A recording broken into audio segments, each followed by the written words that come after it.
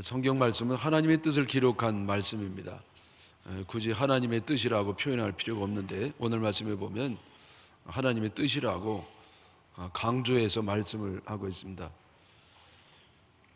데살로니가전서 5장 18절에 이것이 그리스도 예수 안에서 너희를 향하신 하나님의 뜻이니라. 이것이 너희를 향하신 하나님의 뜻이라는 겁니다. 성경 말씀이 창세기부터 요한계시록까지 다 하나님의 뜻인데 오늘 말씀에 보면 아주 하나님의 뜻이 이거다 이렇게 찝어서 말씀할 정도로 하나님의 핵심적인 뜻이 드러나 있습니다. 우리를 향하신 하나님의 뜻이 무엇입니까? 한마디로 얘기하면 우리의 행복입니다. 행복. 육신의 부모님이 자식들에게 원하는 건 딴 게 아닙니다. 행복 이상도 이하도 아니고 바로 행복을 원하기 때문에 마찬가지로 영적 부모 내신 우리 하나님 우리 영적 자손들에게 원하는 것은 행복한 삶을 사는 것, 바로 그것입니다. 근데 오늘 말씀해 보면 이렇게 행복하기 위해서는 세 가지가 필요하다는 것이죠. 항상 기뻐하라, 쉬지 말고 기도하라, 범사에 감사하라. 이것이 너희를 향하신 하나님의 뜻이다. 하나님의 뜻은 행복인데 행복을 하기 위해서는 세 가지, 항상 기뻐하는 거, 또 하나는 쉬지 말고 기도하는 거, 또 하나는 범사에 감사하는 것, 이것이 있어야 된다는 겁니다. 항상 운동하라, 쉬지 말고 돈 벌어라, 범사에 성공하라.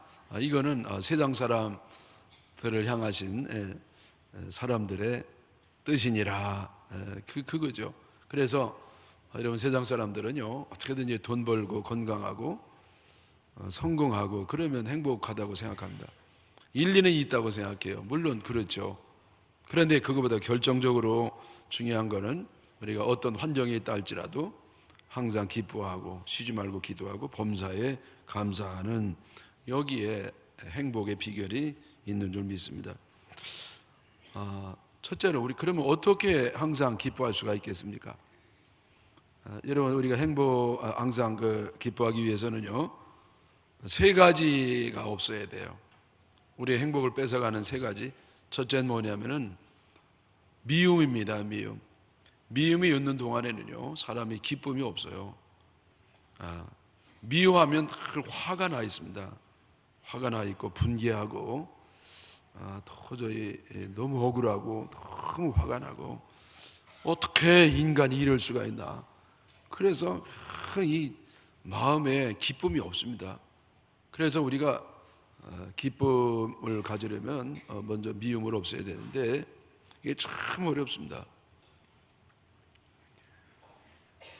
몸이요 너무 힘들어요. 아프고 그래서 병원에 가면 뭐 별 이상 없다고 그러고 그래서 이게 좀 더 너무 평범한 검사를 해서 그런가 하고 MRI도 찍고 페트도 찍고 초음파도 하고 그래서 아주 비싼 거 몇백만 원짜리 그렇게 검진을 했거든요. 그랬더니 역시 아무 이상 없다. 근데 자기는 아파 죽겠는 겁니다. 그냥 물속에 빠져 있는 것처럼 늘 무기력하죠. 또 소화도 잘 안 되고 늘 골이 아프고 몸이 뭐 몽둥이를 두드려 맞은 것처럼 늘 천근만근 힘들고 그렇거든요. 그게 뭡니까? 화병이에요. 화병은 엑스레이에 안 나타납니다. 그거는 아무리 뭐 MRI 찍어도 소용이 없습니다. 너무 억울하고 분해가지고 이건 미운 생각이죠. 여러분 미움이라고 하는 것은 독과 같아서 미움을 품고 있는 사람은 자기가 먼저 해를 받는 겁니다. 그래서 마음의 건강을 잃어버리고요 육신의 건강도 잃어버리고 병원에 가면 아무 이상이 없다는데 자기는 아파 죽겠는 겁니다.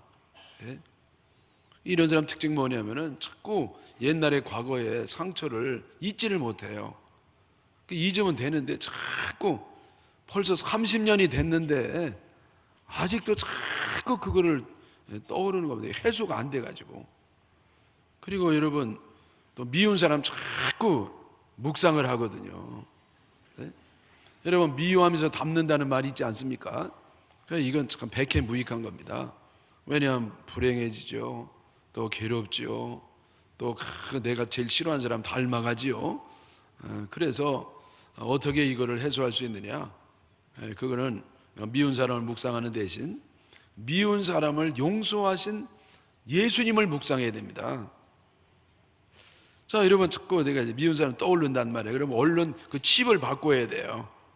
그래서 이제는 예수님을 딱 생각하면서 나를 위해서 이렇게 십자가 지고 용서하신 주님, 그리고 그 못된 인간도 용서하신 주님을 생각하면 나도 모르게 자꾸 예수님 닮아가가지고 결국은 미움으로부터 자유를 얻고 사랑이 충만한 사람이 되고 용서하게 되고 기쁨을 얻게 되는 줄 믿습니다. 사람이 제일 못하는 게 용서예요. 왜냐하면 당한 것도 억울한데 어떻게 또 용서하면 갑절로 억울하니까 그것만은 못하잖아요. 근데 여러분, 제가 비결을 말씀드릴게요. 이건 제 말이 아니라 잠언 19장 11절에 나오는 말씀인데, 허물을 용서하는 것이 자기의 영광이니라. 남의 허물을 용서하는 것이 자기의 영광, 자기의 유익, 자기의 복이 된다는 겁니다. 여러분, 하나님은 가해자에 관심이 없어요. 하나님이 알아서 하실 겁니다. 문제는 하나님의 관심은 바로 납니다. 사랑하는 나, 하나님의 자녀가 된 나,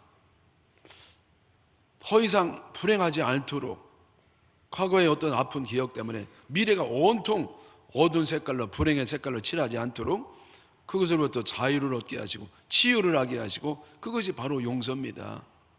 내가 용서할 때 거기에서 자유를 얻는 겁니다. 그래서 사랑하는 여러분, 그래서 이것도 내 마음대로 안 되는데 그래 늘 기도해야 되는 겁니다. 기도할 때 주님께서는 행할 수 있는 힘을 주시는 겁니다. 말씀을 들을 때 주님의 뜻을 깨달을 수 있고, 기도할 때 하나님 말씀대로 행할 수 있는 능력을 얻게 되기 때문에 항상 기도할 때 승리의 삶을 사는 줄 믿습니다. 두 번째, 또 우리가 기쁨을 갖기 위해서 버릴 게 있는데 염려입니다. 염려.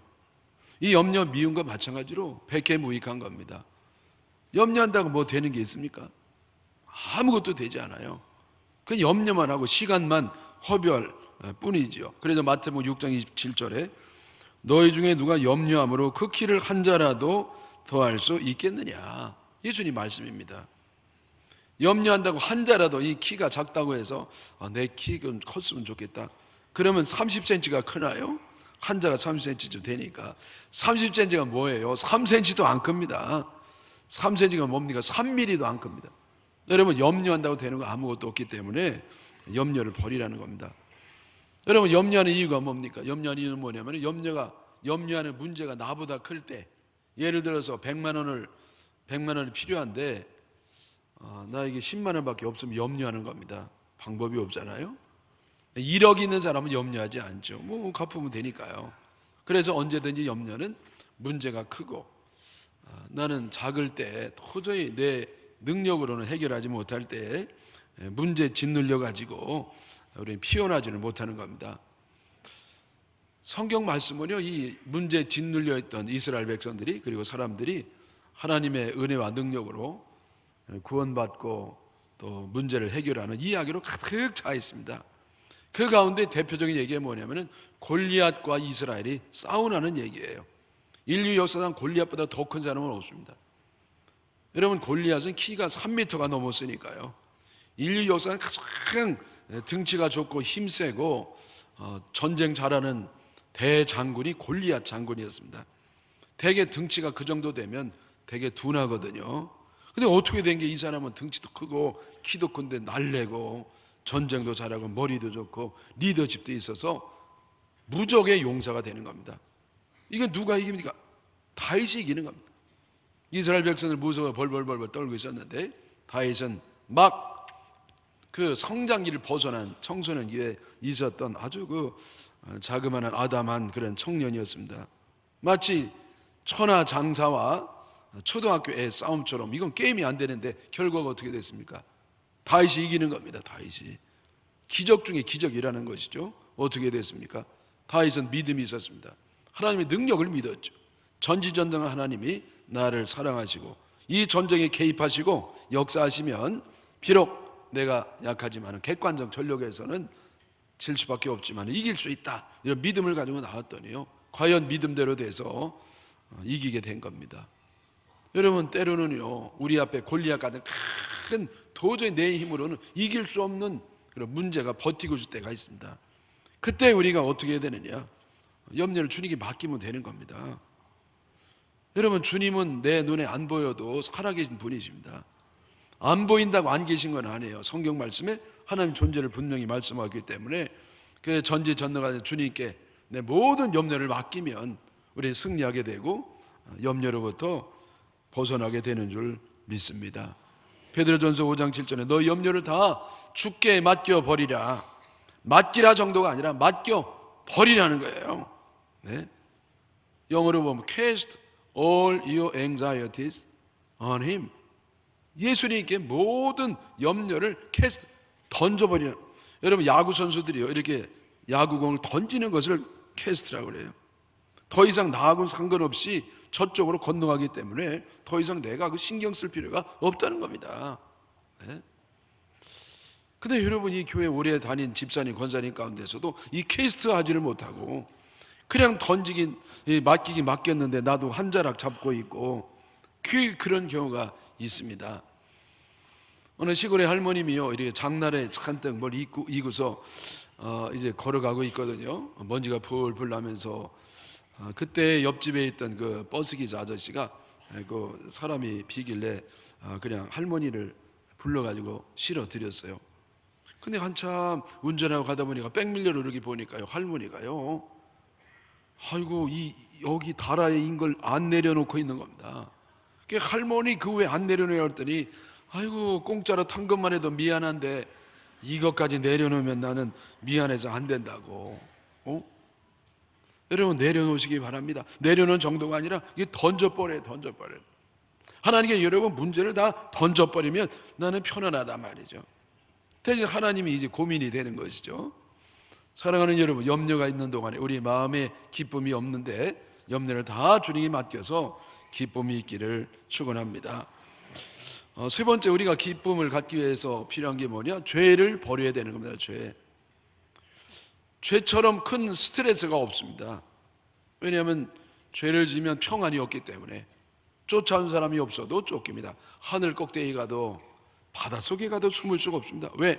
양심이 계속해서 고발하기 때문에. 네? 경찰이 지나가는데 밥 먹으러 가는 건데 자기 잡으러 오는 줄 알고 발을 뻗고 살 수가 없어요. 아무도 쫓아온 사람 없는데 스스로 쫓기는 겁니다. 그래서 여러분, 이 죄가 있는 한 아무리 돈 많이 벌고 세상에 출세하고 성공한다 할지라도 행복이 없는 겁니다. 그런데 여러분, 이 문제가 뭐냐? 죄를 해결할 방법이 없습니다.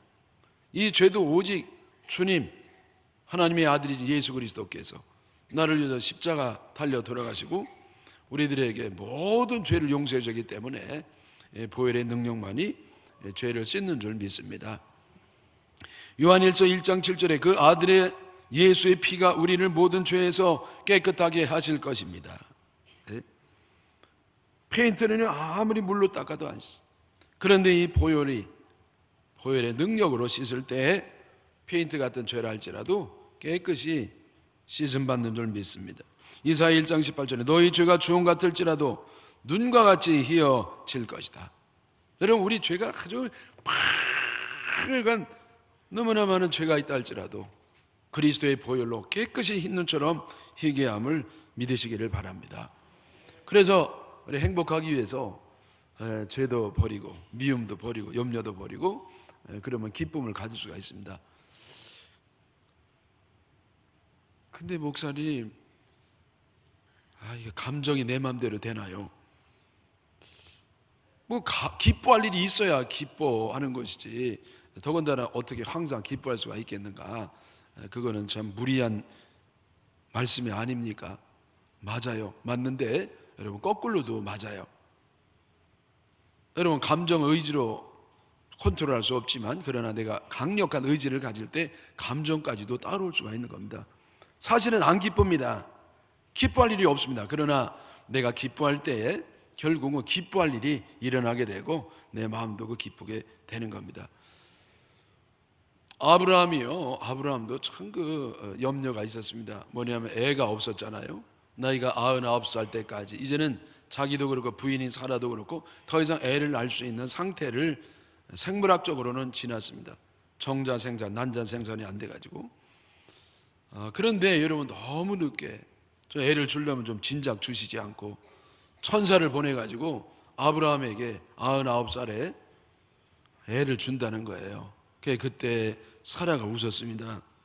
그랬더니 천사가 있다가 뭐가 못마땅한지 사라야 내가 웃었느냐? 그랬더니 사라가 안 웃었는데요. 아니야 네가 웃었느니라. 여러분 그때 그 사라 웃음이 어떤 웃음입니까? 너무 좋아서 웃었습니까? 하나님 세상에 너무나 고맙습니다. 할렐루야. 만약에 그렇다고 그러면 천사가 야 너 웃었냐? 그럴 때 예? 너무 좋아서 웃어 이렇게 하지 않겠어요? 근데 뭔가 찔리는 거예요. 안 웃었는데요? 뭔가 찔리는 웃음이에요. 그래 너무 좋아서 웃은 게 아니라 뭔가 좀 수상한 웃음이죠.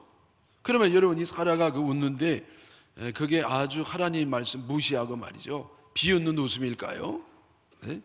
아이고 주긴 뭘 줘요.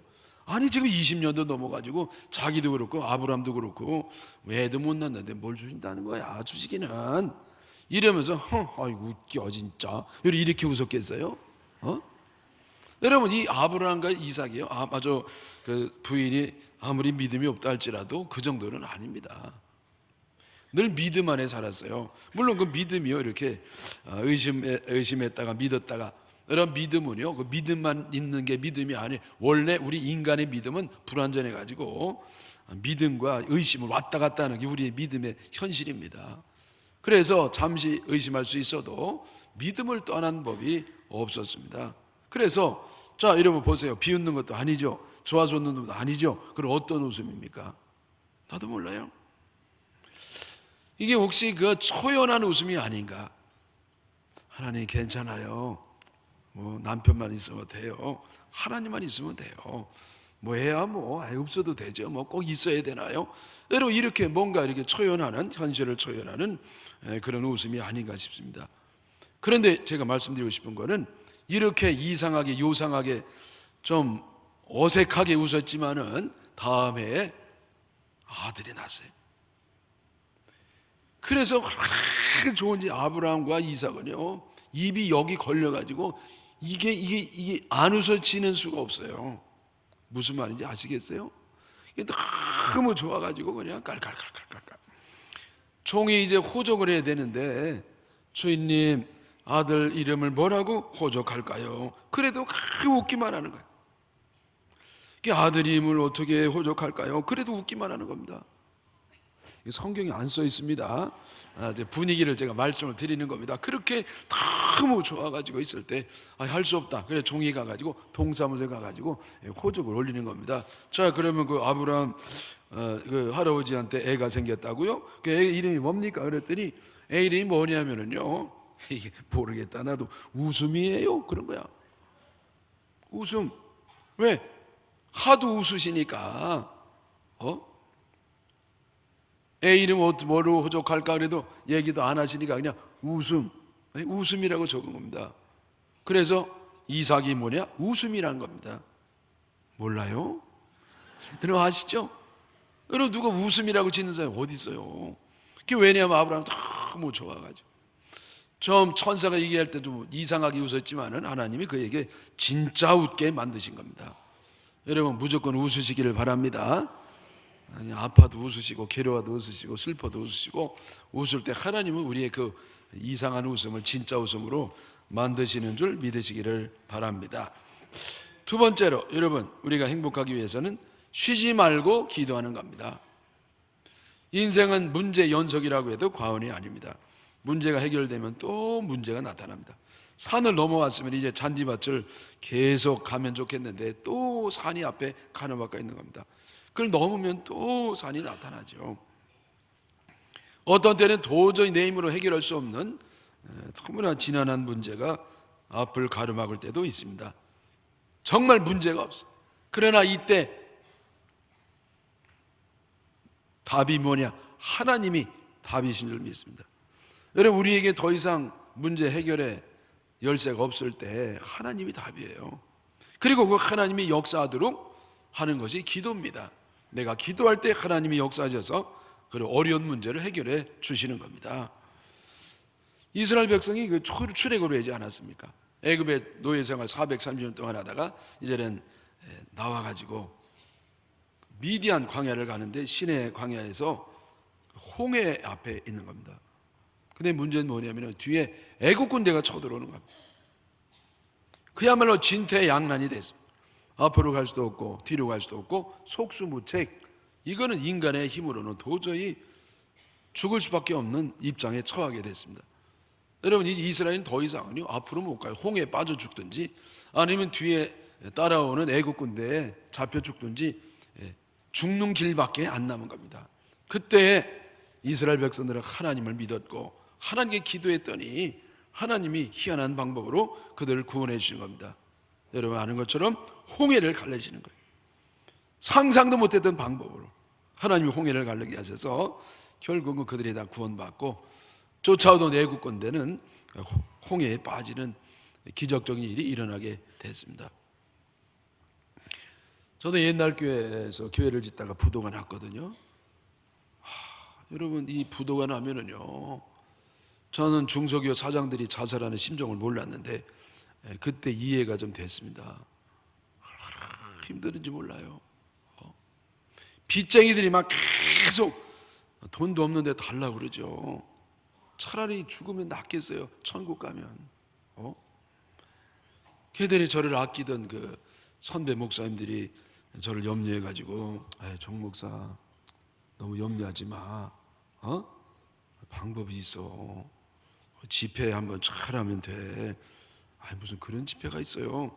내 집회는 강사가 중요한데 보통 강사 갖고 안 되고 부도난 교회 전문 강사가 있으니까 이 부도난 교회 전문 강사 그 사람을 데려다가 집회 싹 하면 빚이 30억이라면 하여튼 헌금이 50억도 나오고 그러니까 걱정할 거 없다는 거예요. 에이 그런 게 어디 있어요. 아니야 정 목사 들어봐. 어느 교회 알아? 알죠. 서울의 큰 교회죠. 그 교회도 그 부도난 교회 전문 강사 데려다가 해결됐어. 에이가 뭐야. 이 교회 알아 몰라. 그것도 여기 서울의 큰 교회죠. 내 목사도 내 좀 알아요. 그 교회도 그랬어. 그래요? 들어봐. 어느 교회 알아 몰라. 알아요. 거기도 그래. 그래요? 이 교회 알아. 알죠. 해봐. 제가 솔깃했어요. 그래서 그때 부목사가 한 명 있었는데 제가 아주 이제 특별한 명령을 내렸어요. 수당 방법 가리지 말고 최단실내 그 강사를 모셔다가 집회한다. 그 하여튼 이 부목이에요. 땀을 뻘뻘 흘리면서 그분을 섭외를 했습니다. 그게 부흥회를 했거든요. 그래서 우리 빚도 다 갖고 좀 남는 생각을 기대감을 갖고 부흥회했는데요. 나 그 집회하다가 죽을 뻔했습니다. 왜냐하면 집회가 안 되는 거예요. 왜 안 되느냐? 왜냐하면 이 양반 너무 오래 설교를 해요. 11시 가까이 끝났으니까 밤에. 여러분 보통 아무리 늦어도 10시엔 끝나는 거거든요. 근데 11시까지 하지. 거기다가 그건 괜찮아요. 늦게 끝날 수도 있죠. 근데 문제는 뭐냐면 얼마나 욕을 하나 몰라. 웬 욕을 그렇게 목사가 욕을 해요. 강대상에서. 네? 그게 막 욕을 하는 겁니다. 그 욕 먹을 사람도 없는데 왜 이렇게 욕을 하는 거야? 그게 다음날 새벽에요. 새벽에 7시 40분까지 했나? 그러니까 여러분 그 남편들 가서 밥 해줘야 되고 애들 학교 보내. 그리고 6시 반 7시에 가야 되는데 슬금슬금 여자들이 나가니까 이 강사가 뒤에다 대고 또 이 씨 안 그러면서 아이고. 여러분 제가 그런 사람 아니에요. 그 양반이 그런 거예요. 그래서 이 소문이 쫙 나가지고 첫날은 한 300명 모였는데 안타까운 마음으로 둘째 날은 50명인가 70명 그 셋째 날은 30명인가 와서 목사님들하고 장로님들 부부하고 여러분 아주 그 돌로 깨도 안 깨지는 그런 분들만 좀 와 있는 겁니다. 이 강사도 기분 나쁘다고 다음날 이 4일 하는데 3일만 하고 가버렸습니다. 제가 하나님 앞에 엎드리니까 눈물만 나는 겁니다. 눈물만 나요. 하나님 책망하시는데, 야 이놈아, 너 마귀 유혹에 넘어갔다. 건축이 뭐 그렇게 되는 줄 아냐. 내 피를 섞고 내 생명을 거기 집어넣어도 될까 말까 한 건데 네가 그렇게 얄팍하게 간단하게 쉽게 마귀 유혹에 넘어갔다는 거예요.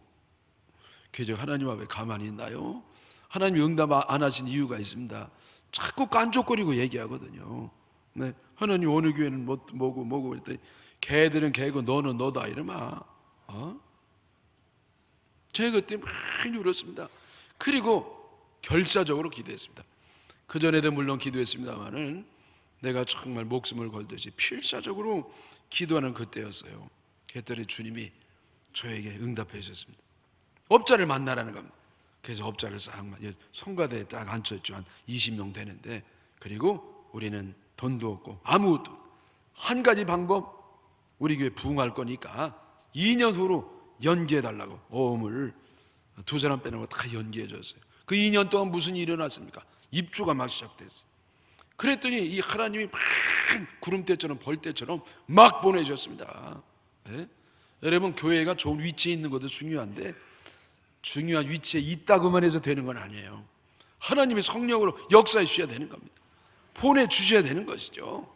기도했더니 주님이 역사하셔가지고 막 보내주셔가지고 다 해결됐습니다. 여러분, 염려되는 게 있습니까? 이거는 정말 해결 안 될 텐데 아니에요. 빌립보서 4장 6절에 아무것도 염려하지 말고 다만 모든 일에 기도와 간구로 너희 구할 것을 감사함으로 하나님께 아뢰라. 그리하면 모든 지각에 뛰어나신 하나님의 평강이 너희의 마음과 생각을 지키시리라. 이거는 하나님도 안 될 텐데 아무것도 염려하지 말라는 겁니다. 여러분, 염려하지 마세요. 정말이에요. 하나님 말씀입니다. 염려하지 말고 주님께 맡겨서 문제 해결되고 행복한 삶을 살기를 바랍니다. 마지막 세 번째, 범사에 감사하라는 말씀이죠. 여러분, 이 행복은 환경보다 자기 마음에 달려있다는 말씀이 있지 않습니까? 환경도 중요합니다. 환경도 중요하죠. 그러나 결정적으로 중요한 것은 자기 자신입니다. 내 마음이 긍정적인 마음을 갖고 있느냐 아니냐가 중요합니다. 자, 여러분 잘 들어보십시오. 회가 똑같아요. 생긴 것도 똑같고 그 값도 똑같고 똑같은 공장에서 나왔고 조금도 틀린 게 하나도 없는데 막상 배를 바다에 띄워놓고 보니까 전혀 방향이 달라요. 하나는 남쪽으로 가고 하나는 북쪽으로 가는 겁니다. 뭐 때문에 달라졌습니까? 키 때문에. 꼬리에 달려있는 키, 그 자그마한 키 하나가 어떻게 달려있느냐에 따라서 전혀 다른 방향으로 가는 겁니다. 마찬가지로 여러분, 내 마음 자세가 어떠냐에 따라서 정반대의 인생을 살 수가 있습니다. 똑같이 여러분 태양이 비치는데, 태양이 하나잖아요. 태양 빛이 비치는데 태양을 바라보는 나무는 쑥쑥 잘 자라고 태양을 등지는 나무는 제대로 자라지를 못합니다. 아니, 여러분 똑같은 나무로 할지라도 태양을 바라보고 있는 나무는 잘 자라고 그 뒷면에 있는 부분은 제대로 자라지 못하는 겁니다. 중요한 게 뭡니까? 환경보다도 내 자신, 내 마음가짐이 어떠하냐는 것이죠. 긍정적인 마음을 가져야 돼요. 그 긍정적인 마음이 뭐냐? 바로 감사하는 마음입니다. 어떤 일이 있어도 불평, 원망하는 사람이 있어요. 늘 불평만 하는 사람이 있어요. 여러분, 이런 사람 1,000만금을 갖다 줘도요, 거기서도 불평할 그 내용을 천재적으로 꼬집어내가지고 꼭 불평을 하고야 많은 직성을 가지고 있더라고요. 여러분, 이런 사람은요, 아무리 1,000만금을 줘도 안 돼요. 왜? 자기 형은 1,100만금이라는 거지. 그래가지고 이런 사람은 절대 불행한 겁니다. 그러나 늘 감사하는 사람은 늘 행복한 겁니다. 아무리 어려운 역경과 어려운 환경 속이라 하더라도 늘 행복한 게 왜냐? 감사하니까. 네? 그래서 여러분, 감사하면 나중에 행복한데 그 전에 이미 감사한 사람은 싹 그 삶이 그 순간, 감사한 순간에 싹 복이 되는 겁니다. 복이 되는 겁니다. 감사의 본을 보여주신 분이 예수님인 거 아시죠? 예수님이요, 이렇게 사람들이 많이 몰려와가지고 하나님 말씀을 전했더니 이제 때가 되었어요. 근데 먹을 게 없습니다. 자, 먹을 것 좀 가져와 봐라. 어느 소년이 가져왔던 도시락, 물고기 2마리, 보리떡 5개입니다. 이거는 소년의, 그냥 초등학교에 해당하는 아이가 먹는 그런 아주 부족하기 짝이 없는 도시락이에요. 우리 예수님은요, 그걸 가지고 하나님 앞에 우러러 축사를 하시는 겁니다. 축사가 뭐냐? 유카리스트 헬라어고 감사라는 뜻이에요. 감사. 하나님 앞에 감사를 했습니다. 왜 하필이면 축사라고 그랬느냐? 여러분, 축사는 뭐냐면은 축복하며 감사하는 것이죠. 다시 말하면 예식을 갖추어서 감사하는 겁니다. 하나님께 그 감사를 했어요. 감사가 나옵니까? 여러분, 이게 누구 코에 붙입니까? 이 감사가 나올 환경이 아니에요. 그러나 예수님이 감사했더니 다 먹고도 12바구니가 더 되는 것을 남겼습니다. 여러분, 감사하면 기적이 일어나는 겁니다. 주석가 가운데, 성경을 주석해 놓은 주석가 가운데 제일 세계적으로 유명한 분이 누구냐면 매튜 헨리라고 하는 세계적인 신학자입니다. 이분 집에 도둑이 들어왔어요. 근데 이 매튜 헨리 목사님이 도둑 맞고 5가지나 감사를 했다는 겁니다. 하나는 뭐냐면은 아주 적은 물질만 잃어버린 것에 대해서 감사를 했습니다. 여러분, 목사가 뭐가 있겠어요?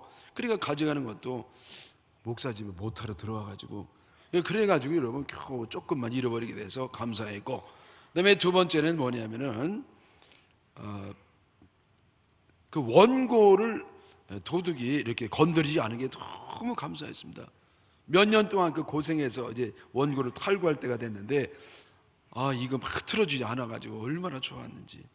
3번째 뭐냐면은 그동안은 몰랐지만은 이렇게 도둑을 맞고 보니까 그동안 하나님의 은혜가 너무 감사해서 그동안에 건강 지켜주셨지, 생명 지켜주셨지, 믿음 지켜주셨지.